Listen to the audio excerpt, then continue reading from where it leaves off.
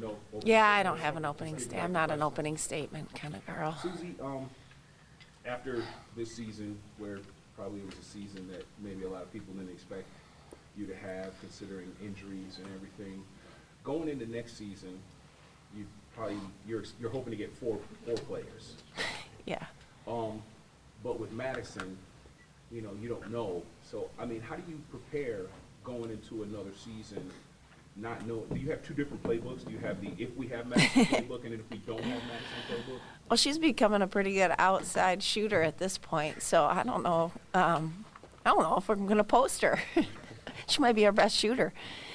She's had 3 years to work on her outside shot. I think I've always been hopeful, and I still am hopeful. But I think this year I'll just go in expecting not to have her, and build from there. And I think that might be easier than to build around somebody that you're not sure you're going to have. We are going to wait on her longer than we have in the past. Every one of her injuries has happened late October, early November. So I think what we're going to do is just wait, and we're probably looking at a December, maybe even January type situation. I don't think that'll please her, but I think we're not going to put her out there until we know, there's some stability there. And so we're going to spend a little more time letting her body heal, and then we'll probably do a lot of non-practicing with her. I just think, if we're going to get her, let's get her in the games and maybe let her do some 5-on-0 and some shooting, and all of her live stuff will have to be in games. And there's a lot of players in the country that do that, kind of the way Delvon was towards the end of his career, where he didn't practice, he just played. And, we might have to do that with her. Is there a chance you would even wait a whole year? No, we won't wait a whole year. If she has to wait a whole year, then she'll be done. Yeah, I wouldn't suspect. We go back to the beginning, now that you're probably not over the disappointment of the loss. Yeah. Can you assess the season a little more in perspective now? Well, we had a team meeting yesterday, and it's just, I just feel like you want to be playing still, and it should be disappointing. And I didn't like how we played that last game in particular. Every loss leaves a bad taste in your mouth, but certainly the ones where you feel like you didn't really even show up make it harder. It's been hard for me this off season already, and maybe harder than most. But when I look at it, I am pleased with a team that really had a lot of adversity, and I'm proud of the fact that, they didn't find excuses or look for excuses, and they just, they competed and they tried to be the best they could be on any given night. And, given the circumstances, it could have gone a different way. You're saying that with a pursed lip, so the last game stings. Yeah, I'm not a big fan. That will live with you a little. Yeah, I'm really bothered by that last game. I don't know,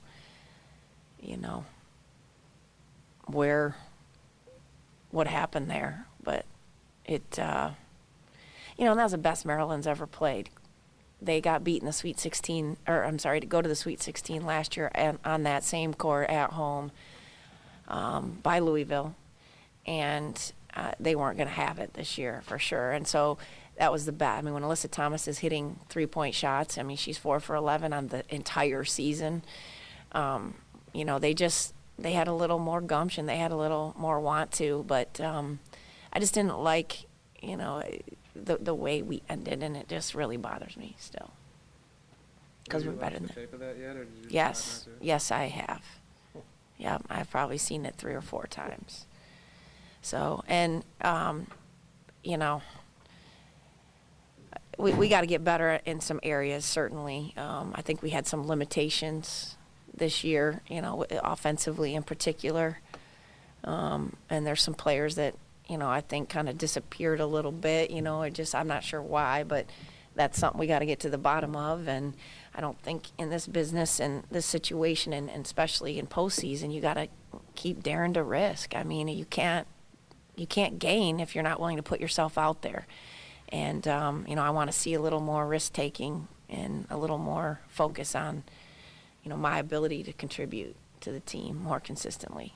You mentioned the offensive part. I mean, is that one of the biggest things? Want to see more consistent offensive scores Yep. next year? Yeah, and I'm gonna, I put some of that on me. I mean, I think all of you guys know in this room that I think defense, and I'm built that way, and so we spend a lot of time. I mean, I kid around. I mean, our players kind of kid around that our shoot-arounds are defense arounds instead of shoot-arounds on game day, but I just feel like that's where the edge is. That's where you can win championships. That's where, you can frustrate people and you always have control. So I'm going to put a lot on myself this off season to become a better offensive coach. And I've already started that. I'm going to do a lot more, talking to a lot more coaches, studying a lot more film in the off season, talking to people that I respect that score the ball well and get their philosophies. And I probably have to let go of some control a little bit on the offensive side, but that's definitely an area that I do feel like I gotta become better at as a coach. That said, you guys get to 25 wins without that defense philosophy. Say that again. I'm You sorry. get to the 25 wins this year without having that. Probably not, because we don't have the offensive firepower. I mean, if you looked at our stat sheet, I mean, you guys all know everybody's about the same. Everybody contributes about the same. We don't have a couple kids that have some high-powered ability to get their own shots. So that's where I thought our limitations were. What I was disappointed in, as good as we were defensively, we started out being able to create some offense from our defense this year. And with all the injuries, we weren't able to create offense from our defense. We were just a little more in gaps, solid. We weren't in passing lanes. We had good ball pressure, but we were never going to overdo it. We were going to pack the paint inside out, make you shoot outside challenge shots, hopefully. So, we never created any offense either from our defense, unless we were significantly better than the team we were playing, which, there were times when that was the case. Ariel had it twice. She blew her Achilles and then stepped down on her foot when she was in the bathroom accidentally and had to have another same Achilles repair surgery on the same Achilles. Yeah, I didn't know that. That was like 1 week after she had the surgery. She had another. She had two. She had two. Brandy had a foot surgery and knee surgery. She had two. Maddie's actually had two. She's had two. Well, this year she's had Right. two, and Camille has had one. That's 7. Sorry, Annalise. Yeah, she had shoulder surgery. That's 8. Yeah, and that was in the off season though. But I'm just talking about this off season right now. She won't have surgery this off season right now. But that's 8 since a year ago. Yeah. And then did Akai have anything? She hasn't had surgery. There's a potential for surgery. She's seeing a specialist today. There's a retina, I don't know the terminology, but there's some potential release in a plate they could put in here, so she might have to have surgery. They're trying to wait. She still has some double vision, and she can't look up very well. I guess that's a problem when you try to shoot the basketball, so. Shoot the one in the middle, yeah. So there's potential for another surgery at that point. Suzy, because you had some problems offensively, as the players kind of going to tank offensively, when you're working out, getting your new offense, are you going to be more geared towards getting certain players off earlier or throughout the game, or is it going to be within the confines of the offensive schemes that you want to set up? Well, I've always, I do believe in getting the right people the right shot at the right time, with good rebounding coverage, so that is less motion-based and certainly a little more set-based. But, I thought we had some limitations, certainly, but I do think, trying to get KB a slashing drive on her right side or posting up an Annalise or, flaring Becca because she'd rather shoot it, and, trying to get Jazz on the left block. We had certain things we had to do to play to their strengths. I think we'll continue to certainly do that. What I'm a little excited about, hopefully, with these kids that come back that are, Ariel and Brandy, for example, they can get their own shot. They don't need a flare screen. They don't need a double stag. They don't need a ball screen. They can just elevate and score it. A little bit like Jasmine Thomas could at times, where she could just she made a coach look really good when she was on because she just hit her pull-up jumper. I mean, it was impossible to stop. So that's what we'll wait. They're pretty athletic. I do think that, I think the Achilles one might take some time with Ariel. I don't, she loves to jump. She's a big LeBron James fan, so she loves how he plays, and she can elevate. Hers might be a little more difficult than Brandy's. You're still scratching your head over what a terrific season Kayville had, but a horrific finish. Yeah, I mean, I don't want to put too much on her. I guess it's difficult. I think she knows it. It's not like you have to tell a kid that they didn't maybe finish the way they started, but those are things we'll have discussions about in our individual meetings come next week, and just try to get in her head. I mean, the thing about Clarissa, she's very talented. I just think she can be her own worst enemy, like many players are. I mean, Appling went through that too, where he just overthinks the game. You get in a rut, you overanalyze, you tie too much emotion to making a basket, and it's like, I think she did a little of that in the postseason. I think certainly the Michigan game was, as good of a postseason game as she's played, but she kind of had to. She put herself out there from a media perspective, and the Big Ten Network took that and had her quotes up there, and if she didn't show up, it was going to be, pretty tough on her, I think. So I think she was forced her hand a little bit, and I was kind of kidding around. It's like, I wish she'd get her in front of the media and do it a little more often, but it certainly isn't the way I wanted our players to handle any game coming up. But we learned a valuable lesson there, and thankfully it came through. But I don't know what happened in those 4 games because it was the same offense. Yeah. I think certainly she did a lot of really good things defensively, though, and contributed. It just wasn't, we needed those 10 or 12 points that she can get us, and maybe 15, 16, depending on the matchup. So, hopefully she'll have some more help, and it won't be all on her. And I thought really their roles changed. I thought KB was strong early, and Jasmine Thomas was just kind of a compliment, and then it flipped. I mean, JT kind of, got it going, and KB kind of was the compliment at times. But I think she's her own worst enemy, It seems like even back to high school, she excelled kind of in that complimentary role. I mean, just getting those girls back to help her game out to maybe be, that 10, 12, 14 game. Yeah. Versus.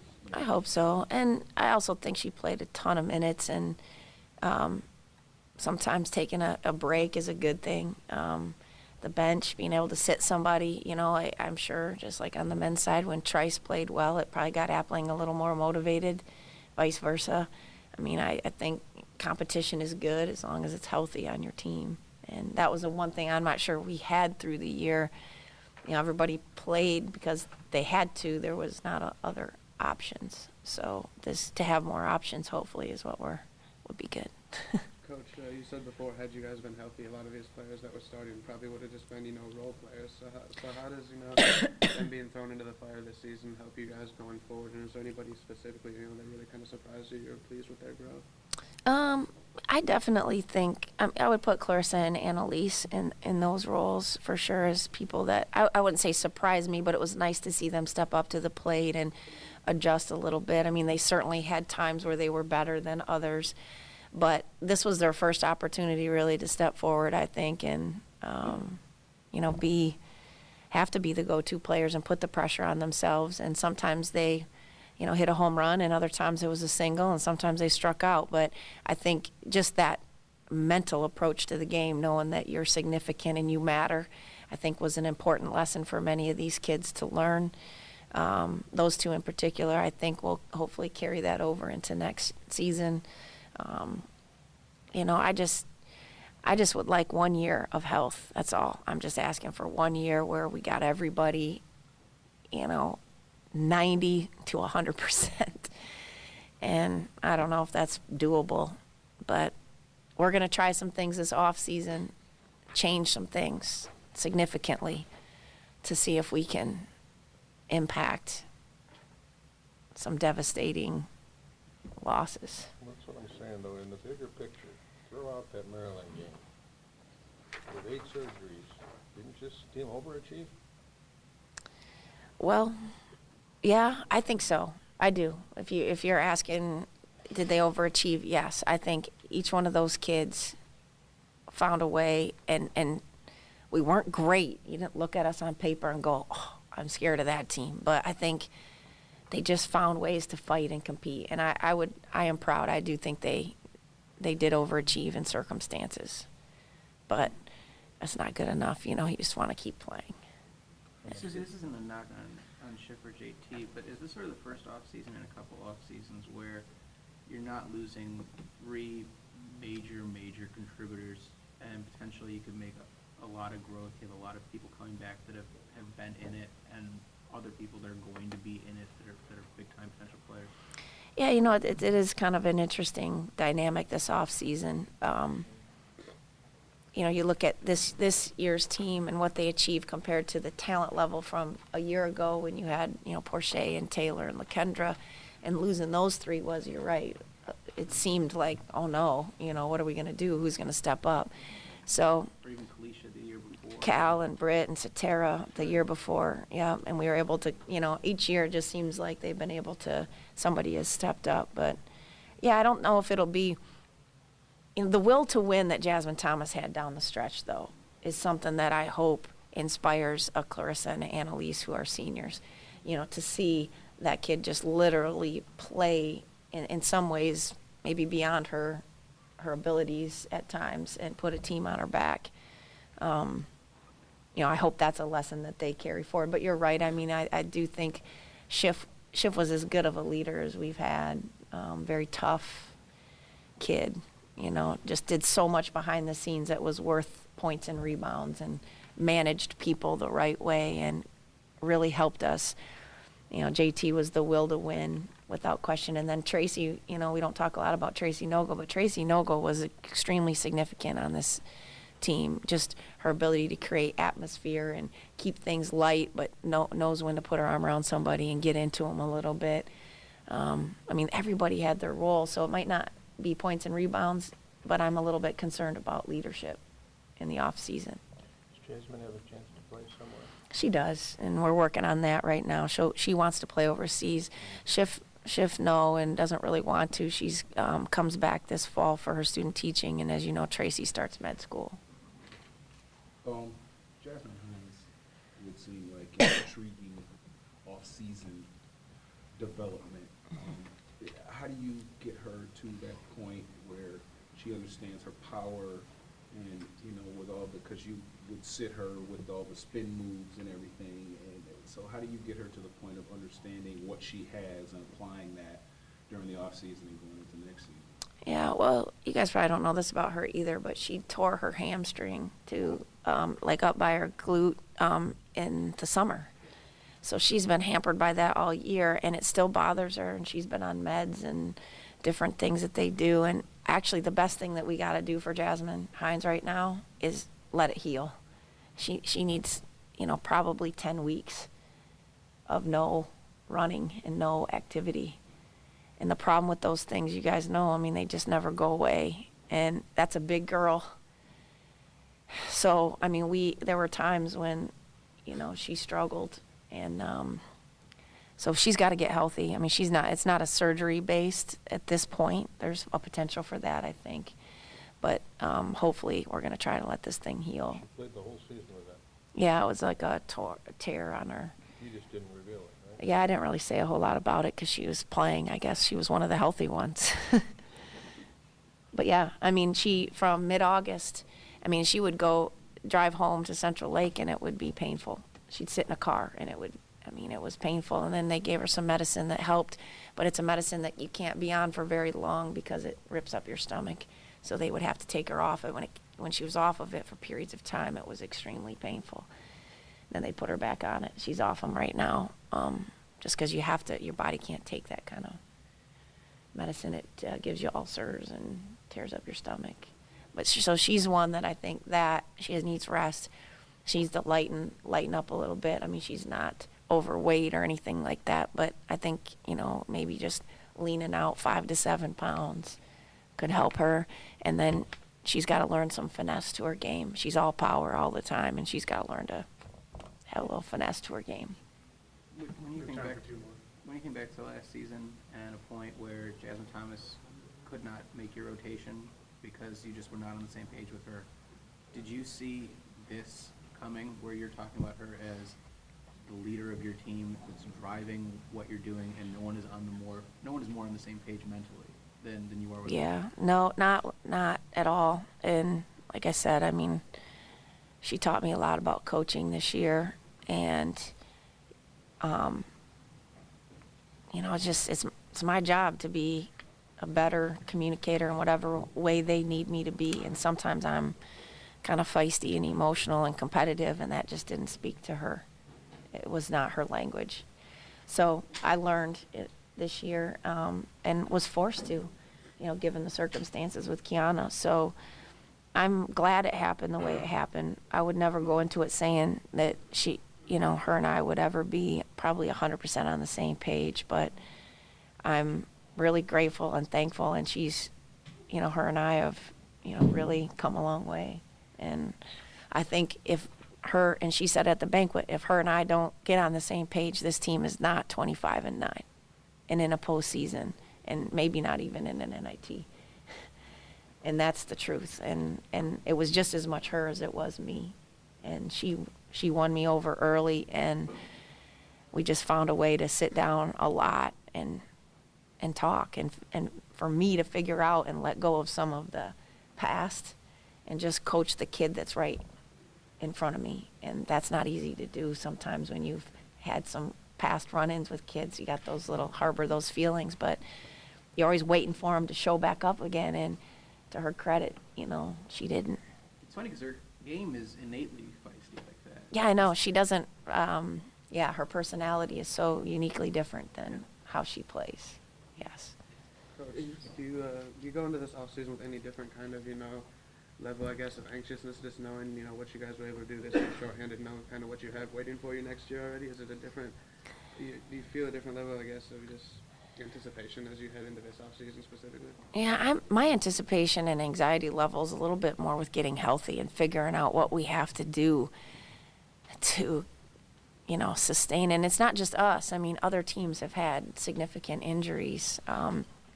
But I just think we have to, and we've been working with our training staff and our strength and conditioning coach, and it's everybody. It's what do we need to do to get healthy? How do we get healthy? And we're gonna back off some, and we got to adjust what we're doing. We got to figure it out, and we're gonna try some unique things this summer that I think will hopefully, so my anxiety isn't about next year yet. It's about, I want to get through a summer and make sure when we start in the fall that everybody's healthy and maintain that. So that's my number one focus, and my anxiety level's a little bit more with healing.